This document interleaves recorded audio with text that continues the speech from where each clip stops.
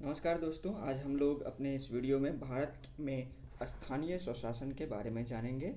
Self help local self government.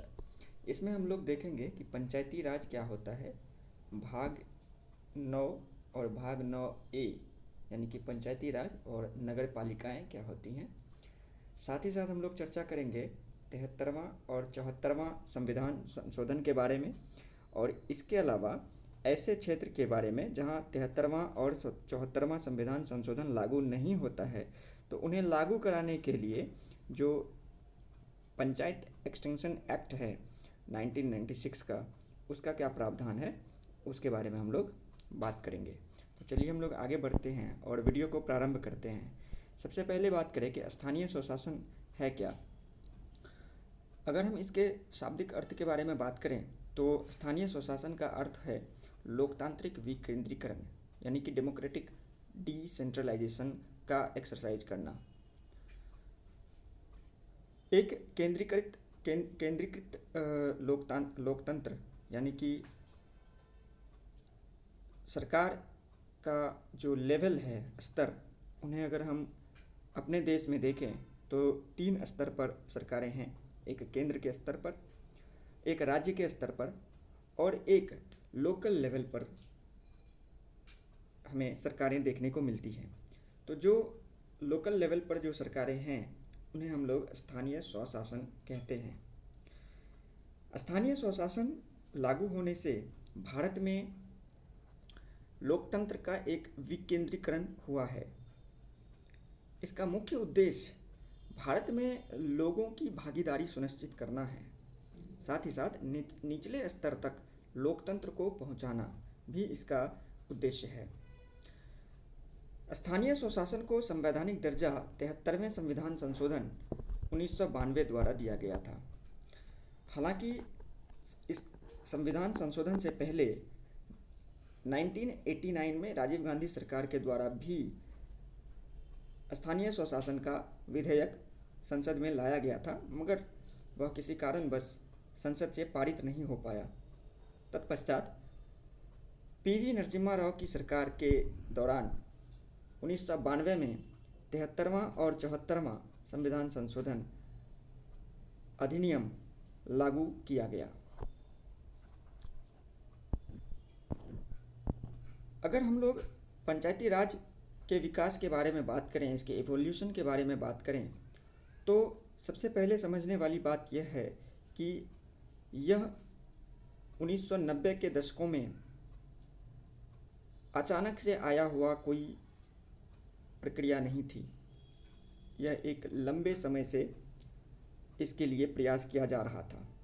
जैसा कि हम लोग जानते हैं कि हमारे संविधान के भाग 4 यानी कि DPSP नीति निदेशक तत्वों में अनुच्छेद 40 में इसका वर्णन है। गांधी जी के सपनों की भारत अगर हम कहें तो उसमें पंचायती राज का बहुत बड़ा स्थान है। तो इसी क्रम में सबसे पहले 1957 में एक समिति की स्थापना की गई, गठन किया गया, जिसे हम लोग बलवंत राय मेहता समिति कहते हैं, जिन्होंने त्रिस्तरीय प्रणाली की सिफारिश की, यानी कि 3 स्तर के स्थानीय स्वशासन, एक ग्राम स्तर पर, एक प्रखंड स्तर पर और एक जिला स्तर पर। इस समिति के सिफारिश के आधार पर सर्वप्रथम 1959 में राजस्थान के नागौर जिले में पंचायती राज का सबसे पहले प्रयोग किया गया। इसके पश्चात 1977 में अशोक मेहता समिति के द्वारा द्विस्तरीय प्रणाली का सुझाव दिया गया था, जिसमें कि इंटरमीडिएट स्तर जो है, जो बलवंत राय मेहता समिति के रिपोर्ट में थी, उसे इन्होंने अस्वीकार कर दिया। इसके बाद 1985 में GVK रॉय, अब ये समय आता है 1985 के बाद, जब राजीव गांधी की सरकार आती है और इन्होंने पंचायती राज को व्यवस्थित करने का, कानूनी रूप देने का भरपूर प्रयास किया। इसके लिए कई समितियां बनाई गई इस बीच में। तो इसमें सबसे प्रमुख है GVK राव समिति, जो 1985 में बनी। इनके रिपोर्ट में एक बहुत ही बेहतरीन उल्लेख किया गया है, जिसे हम लोग बिना जड़ की घास यानी कि ग्रास विदाउट रूट्स कहते हैं। इसका मतलब है कि अगर पंचायती राज ये पंचायती राज के महत्व के बारे में हमें बताता है कि जो सरकारें केंद्र स्तर पर हैं, राज्य स्तर पर हैं, वो बिना पंचायती राज के, बिना स्थानीय स्वशासन के एक ऐसी घास हैं जिसके जड़ नहीं है। इसके बाद 1986 में एलन सिंघवी समिति का गठन किया गया, जिन्होंने पंचायतों को संवैधानिक दर्जा देने की सिफारिश की। तो सर्वप्रथम पंचायतों को संवैधानिक दर्जा दिलाने की सिफारिश जो है वो एलन सिंघवी समिति 1986 में उनके द्वारा किया गया था। तत्पश्चात 1988 में थुंगन और गडगिल समिति द्वारा त्रिस्तरीय प्रणाली का समर्थन किया गया। साथ ही साथ इन्होंने भी संवैधानिक दर्जा देने का पुरजोर सिफारिश की। इन समितियों के अलावा कुछ और समिति हैं जो पंचायती राज से संबंधित हैं, जैसे कि दांतेवाला समिति 1978 में आया था, जो ब्लॉक स्तर पर जो योजनाएं हैं उनके समर्थन में सिफारिश की थी। फिर हनुमंता राव समिति का गठन किया गया था, जिन्होंने जिला योजना के बारे में सिफारिश की थी। इवोल्यूशन के बाद हम लोग देखेंगे कि 73वां संविधान संशोधन 1992, हमने पहले भी चर्चा की कि 1992 से पहले 1989 में राजीव गांधी द्वारा विधेयक संसद में पेश किया गया था, परंतु वह पारित नहीं हो पाया। बाद में पीवी नरसिम्हा राव की सरकार द्वारा 1992 में राजीव गांधी की मृत्यु के बाद 73वां संविधान संशोधन अधिनियम के रूप में इसे पारित किया गया। इसमें संविधान में दो नया भाग जोड़ा गया, विशेष रूप से देखा जाए। फिलहाल हम लोग एक के बारे में बात करेंगे। तो 73वां संविधान संशोधन के तहत एक नया भाग जोड़ा गया था, जिसे द पंचायत शीर्षक के नाम से जोड़ा गया था, और उसे हम भाग 9 के नाम से जानते हैं, यानी कि भाग 9। इसमें अनुच्छेद 243 से लेकर 243 ओ तक की व्यवस्था की गई थी। साथ ही साथ 11वीं अनुसूची भी इसमें जोड़ा गया था, जिसमें कि पंचायतों के लिए 29 कार्य क्षेत्र फंक्शनल आइटम शामिल किए गए थे, जिनकी चर्चा हमें अनुच्छेद 243 जी में देखने को मिलता है। 73वें संविधान संशोधन द्वारा त्रिस्तरीय ढांचा और ग्राम सभा इसकी व्यवस्था की गई है। अगर हम लोग पंचायती राज समिति या पंचायती राज व्यवस्था के स्ट्रक्चर के बारे में बात करें तो ये 3 स्तर की एक व्यवस्था है, जिसमें सबसे निचले स्तर पर हमें ग्राम स्तर पर दिखाई देता है, जिसे हम लोग ग्राम पंचायत कहते हैं। फिर मध्यवर्ती स्तर पर हमें पंचायत समिति यानी कि ब्लॉक समिति जिसे कहा जाता है वो दिखाई देता है। फिर जिला स्तर पर हमें जिला परिषद दिखाई देता है। इन सभी स्तरों पर जो चुनाव है वो प्रत्यक्ष रूप से जनता द्वारा की जाती है। अब यहाँ समझने वाली बात यह है कि ग्राम स्तर पर जो सदस्य चुने जाते हैं ग्राम पंचायत के, उनका चुनाव प्रत्यक्ष रूप से होता है। साथ ही साथ जो ग्राम पंचायत के अध्यक्ष हैं उनका भी चुनाव प्रत्यक्ष रूप से होता है। परंतु इंटरमीडिएट लेवल यानी कि पंचायत समिति और जिला परिषद स्तर पर सदस्यों का चुनाव सीधे प्रत्यक्षता जनता द्वारा होती है, लेकिन अध्यक्ष का चुनाव अप्रत्यक्ष रूप से किया जाता है। यानी कि जो सदस्य पंचायत समिति और जिला परिषद के रूप में चुनकर भेजे गए हैं, वे लोग आपस में एक अध्यक्ष चुनते हैं। तो इस प्रकार हम लोग कह सकते हैं कि यहाँ पर भी हमें प्रत्यक्ष और अप्रत्यक्ष चुनाव दोनों देखने को मिलता है।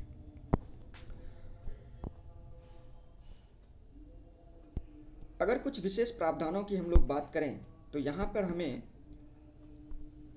अनुच्छेद 243D की बात करना अत्यंत आवश्यक है, क्योंकि यहाँ पर आरक्षण के बारे में बात की गई है। पंचायती राज व्यवस्था में किस प्रकार के आरक्षण दिए गए हैं। तो संवैधानिक तौर पर SC और ST को उनकी जनसंख्या के अनुपात में आरक्षण देने की बात कही गई है। साथ ही महिलाओं के लिए कुल सीटों का कम से कम 1/3 आरक्षण जो है वो अनिवार्य किया गया है। बाद में अलग अलग राज्यों, ये बिल्कुल ही राज्यों पर निर्भर करता है कि वह कितना प्रतिशत आरक्षण उससे ज़्यादा 1/3 से ज़्यादा दे सकते हैं। तो अगर हम लोग उदाहरण के तौर पर बिहार राज्य को देखें तो इन्होंने 50% आरक्षण अपने जो विधि है, जिन्हें इन्होंने 2006 में पास किया था, पंचायती राज अधिनियम 2006, बिहार राज्य पंचायती राज अधिनियम 2006, इसमें उन्होंने 50% तक आरक्षण दी हुई है। इनका कार्यकाल, जो पंचायती राज के सदस्य होते हैं उनका जो कार्यकाल है वो 5 वर्ष तक होता है। चुनाव लड़ने की जो न्यूनतम आयु है वो इसमें 21 वर्ष रखी गई है, जबकि अगर हम लोग इसकी तुलना विधानसभा और संसद से करें तो वहाँ पर चुनाव लड़ने की जो आयु है वो 25 वर्ष है। वहीं राज्यसभा और विधान परिषद में 30 वर्ष है, जबकि पंचायती राज में यह 21 वर्ष रखा गया है। साथ ही अगर बात करें हम लोग कि क्या पंचायतें भी भंग होती हैं, अगर इस अवधि के दौरान 5 साल से पहले अपने कार्यकाल को पूरा करने से पहले पंचायतें भंग हो सकती है, तो जवाब है कि हाँ, हो सकती है। और यदि यह कोई भी पंचायत अपने आगामी चुनाव से 6 महीने के भीतर भंग होती है तो चुनाव कराना अनिवार्य नहीं होता है, चुनाव अपने निर्धारित समय पे ही होगा। लेकिन अगर 6 महीने से पूर्व पंचायत भंग होती है तो पंचायत भंग होने की तिथि से 6 महीने के भीतर चुनाव अनिवार्य होता है। फिर जो नई पंचायतें बन करके आती हैं वो बचे हुए शेष समय के लिए अपना कार्यकाल संभालती हैं। नेक्स्ट हम लोग बात करें तो इसमें संवैधानिक दृष्टिकोण से देखा जाए तो राज्य चुनाव आयोग और वित्त आयोग, जिसे शॉर्ट में हम लोग SEC और SFC कहते हैं, ये बहुत ही महत्वपूर्ण हो जाता है। अगर हम लोग राज्य चुनाव आयोग की बात करें तो संविधान में इसका उल्लेख है, यह एक संवैधानिक संस्था है। पंचायतों के चुनाव का संचालन और नियंत्रण SEC द्वारा किया जाता है। इनकी नियुक्ति जो होती है, जो राज्य चुनाव आयुक्त होते हैं तथा उनके सदस्यों की नियुक्ति राज्यपाल द्वारा की जाती है। राज्य वित्त आयोग की बात करें तो इनका गठन हर 5 वर्षों में किया जाता है तथा इनका कार्य है कि यह पंचायतों की वित्तीय स्थिति की समीक्षा करें और राजस्व वितरण पर अपनी सिफारिश दें।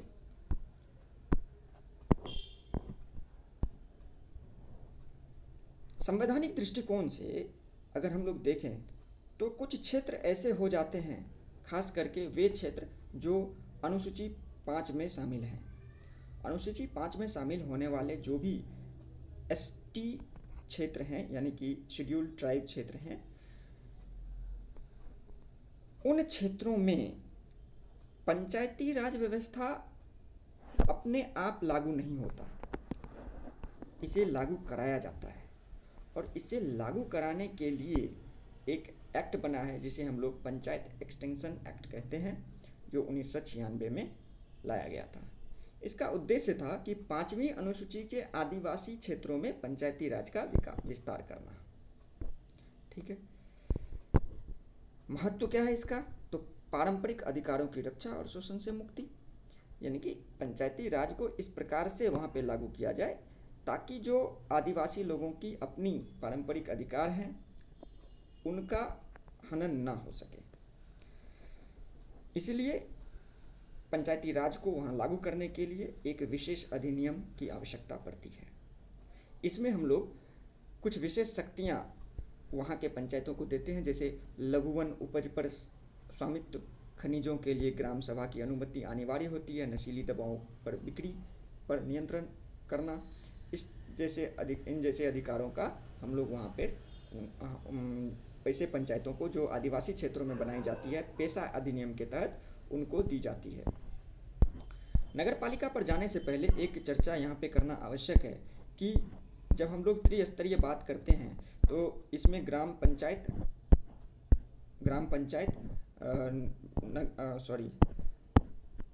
ब्लॉक पंचायत और जिला परिषद, ये 3 स्तर पर तो बात करते ही हैं। साथ में हमें यहाँ पे ध्यान रखना होगा कि एक चौथा जो इसका भाग है वह है ग्राम सभा। अगर हम लोग ग्राम सभा की बात करें तो ग्राम सभा पंचायती राज का ये नींव है। इसमें गांव के सभी पंजीकृत मतदाता शामिल होते हैं। कई बार इससे प्रश्न पूछा जा गया है, चाहे वह UPSC हो या BPSC का एग्ज़ाम हो, कि ग्राम सभा के सदस्य कौन होते हैं। तो बहुत ही कन्फ्यूजिंग होता है, किंतु ग्राम सभा के सदस्य वे सभी ग्रामवासी होते हैं जो 18 साल की आयु पूरी कर चुके हों। अब हम लोग बात करते हैं नगर पालिकाएँ, जो कि भाग 9A में रखा गया है। इसके बारे में डिटेल वीडियो हम लोग 74वां संविधान संशोधन 1992 के तहत करेंगे अपने अगले वीडियो में। पूरी चर्चा इस पे हम लोग अपनी अगली वीडियो में करते हैं। तब तक के लिए धन्यवाद। अगर आपको यह वीडियो अच्छी लगी हो तो चैनल को सब्सक्राइब ज़रूर करें, वीडियो को लाइक करें तथा शेयर करें। Thank you.